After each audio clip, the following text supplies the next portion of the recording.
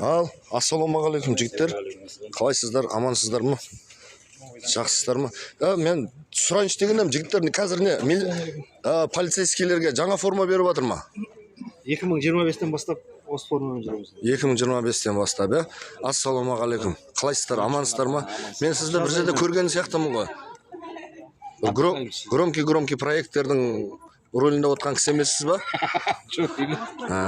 Жалпы форма қалай өздеріңізге көңілдеріңізден шығып жатыр ма? Удобно. Ау? Удобно ма? Болады. Ал жігіттер? Галстукты көрмесең, галстукты. Формамен галстукты собырда тақпаған ғой. Әдем. Жалпы қара сары әдем екен, сонда андай таксист полицейский деген сияқты. Қалай болып тұр бұл? Бұл анау жапон тілінен алған ғой, негізі. Жапондарға ұқсатып, бізде жаңағы осы қараға ауыстырып жатыр.